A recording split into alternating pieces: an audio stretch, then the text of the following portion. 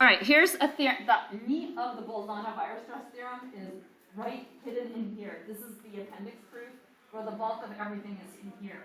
And I'm going to give you an example of why the Bolzano-Weierstrass works.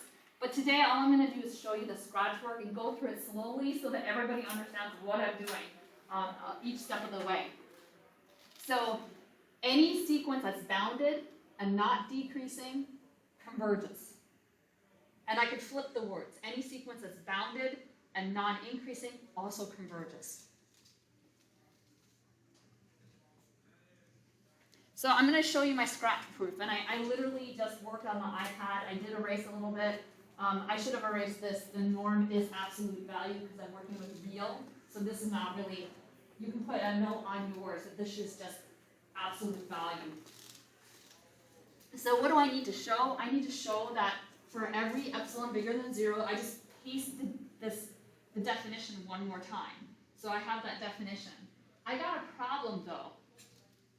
I don't know what it's supposed to converge to. If you remember the proofs I've done so far, like 1 over n, I plugged in the a value for 1 over n. The a value was 0. The limit of 1 over n is 0. I just plugged that in. But if I have just any old sequence, how do I know what it converges to? I have no idea. And so in these real analysis proofs, you need a candidate for what it converges to. So let's look at, so that's the point. I don't know that value. And if I don't know that value, how am I going to do any triangle inequality or anything? I can do nothing. There's nothing to be done. So I need a candidate for that. So I'd like you to work some examples by yourself just now and think, take something that's bounded and non-increasing, and then try to think about what it might converge to. Just, you can draw. I drew one on your sheet here. This is n divided by n plus 1. I made it non-increasing, or non-decreasing. Play around at your desk and tell me what you think it should converge to.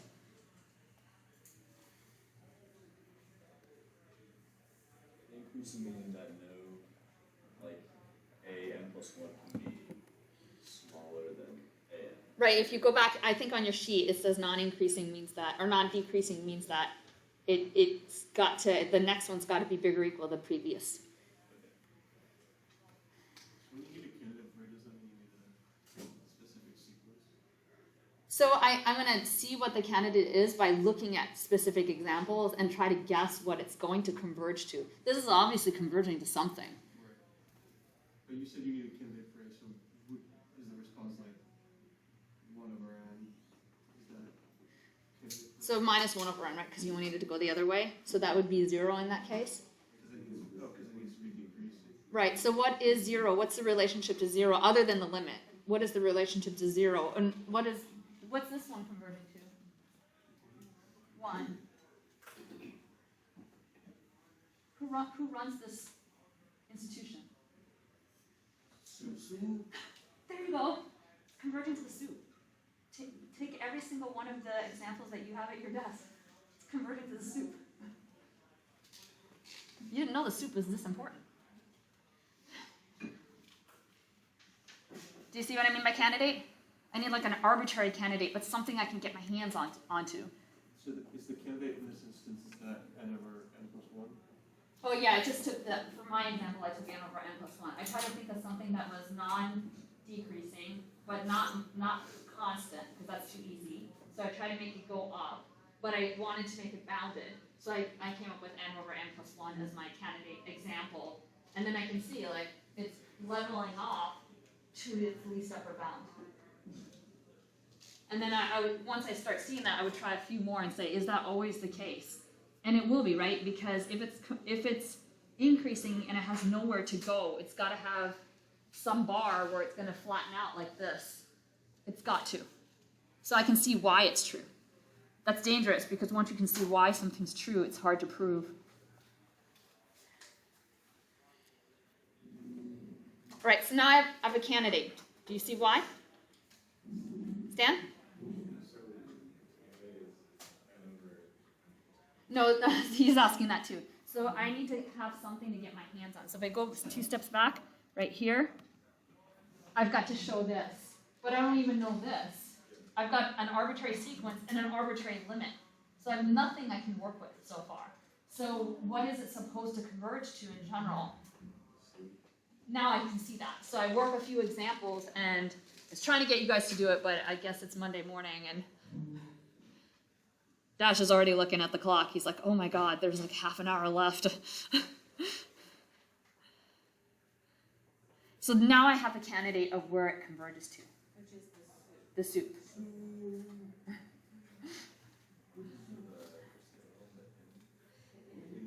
What does that give me? Well, I have the definition of soup.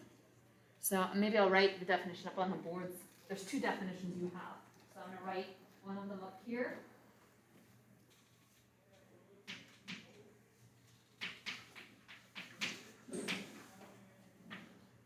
But I'm going to paste in my thing, because I'm selfish. I want to put my own thing here.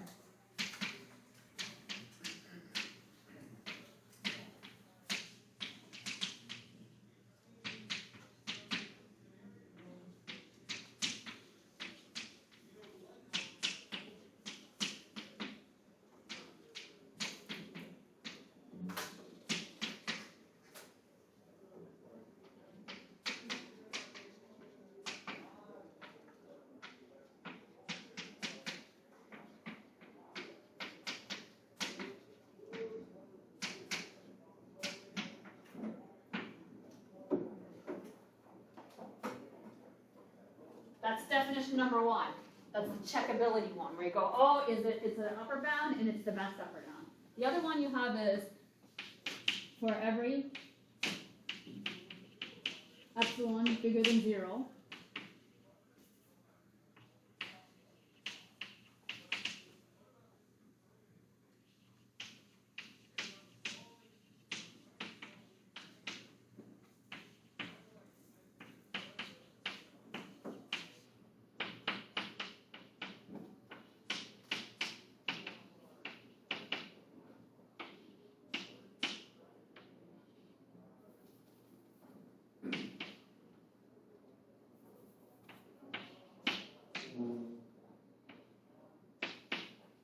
So this definition, the way I think of it is, I did a better job explaining this in 2017. Here's the limbo bar, the highest limbo, the best limbo bar. If I drop it down just a little bit, I'm going to have members of the sequence above it. Think about that picture that I just showed you here. The limbo bar is 1. It's the soup. If I dropped that soup just by an epsilon, you're going to see sequence members that have gone above it. Which one of these two definitions do you think is most helpful for this particular proof? That one. Why?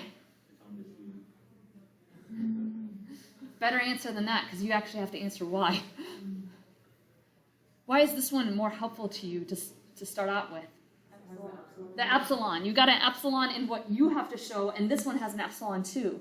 So it seems like that one's going to be more helpful to start out with.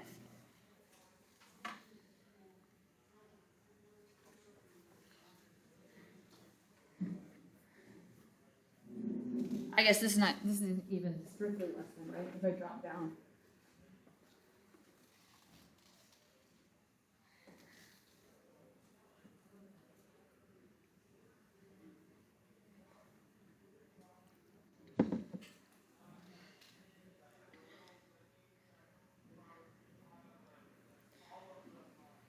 I'm going to end up using that one, though. I didn't know that when I was writing up the proof.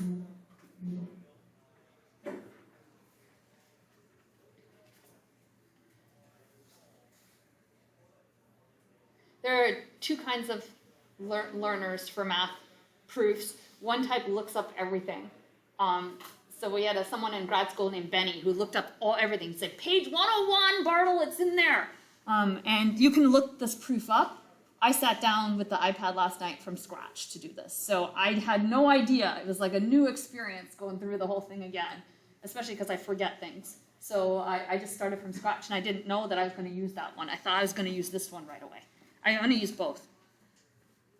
So the question is, can we leverage that definition?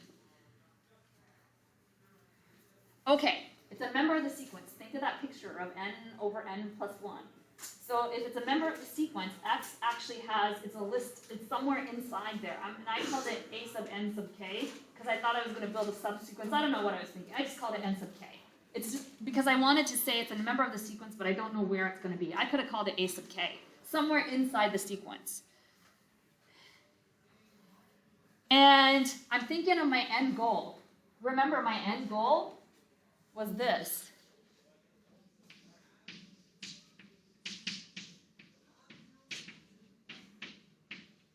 There exists, blah, blah, blah, all the other stuff comes in front of it, but the end goal is to try to get that inequality to work out. So because of that, I'm going to try to get the epsilon over to the other side and bring the other things to this side so it looks more like that. So far with me?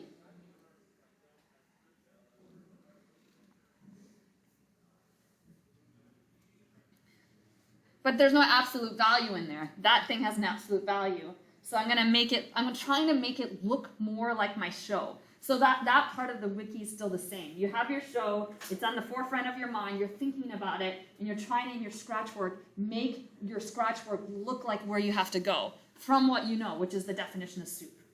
Do you understand now why I needed that definition? I needed to know where it converged to so I have something to work with. So everything's starting to come together, I think.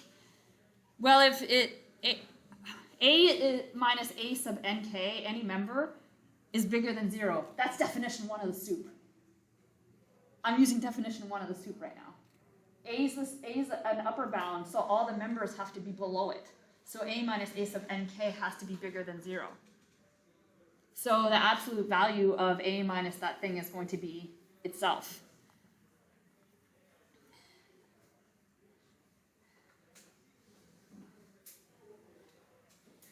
Also, I haven't used the hypothesis yet. That's always disturbing when you're going through a proof and you haven't used the hypothesis. It said it was non-increasing, so that means this is the case. A, the soup, it's the smallest upper bound. All of the soup, these guys are underneath it. And I know that for all the ones that cut off at nk, that it makes me think like I need to have a triangle inequality there. I still have, I have part of it, but not all of it. I've not worked in everything. So A sub n minus A is this thing. I added a 0. I did that because I know something about A sub nk. I don't know anything else. So I got to get it into play. I got to get it involved in my algebra. So that's why I added this and subtracted this. I know how to squeeze this one small. I just don't know how to squeeze this one. I'm worrying about that later. But I know how to make this part small. So I kind of thought, I know something about this. I want to show something about this. I somehow have to get them involved in one equation. And that's what I'm doing. That's why I'm getting it there. And I think you have a question on that sheet about that, why I did that. I'm still just doing scratch work. Is that adding 0? I'm adding 0, right? I'm just taking this, what I have to prove something about for all n.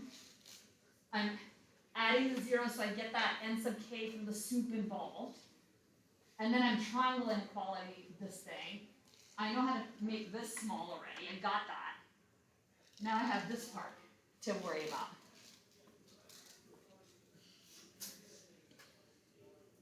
I'm almost there. You see that I'm almost there? I just need to like make this smaller than an epsilon and then I'm done. I got this already from definition of soup.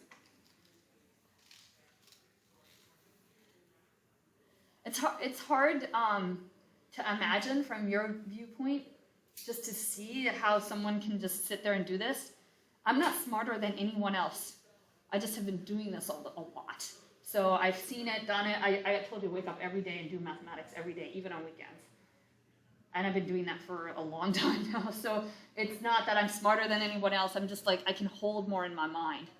It's just like when you work out, you know, you see people like, how do you do leg tucks? You do leg tucks. And that's how you learn to do leg tucks.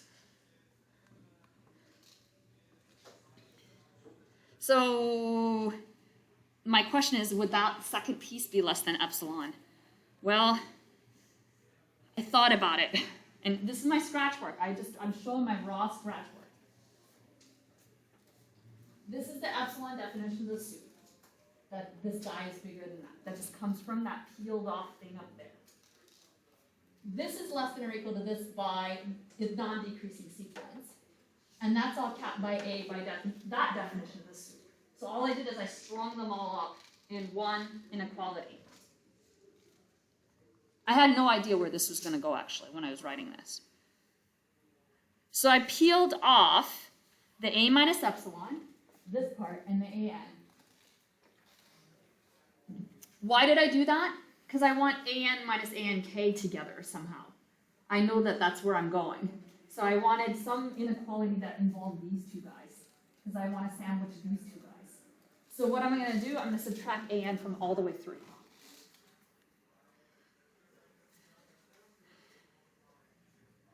And I'm almost there. Kinda. I got it's bigger than epsilon. Or I can just make this turn around, but I've got extra stuff over here. So far with me? I'm just playing with that inequality like you did in 7th grade. Here's what I'm going to do.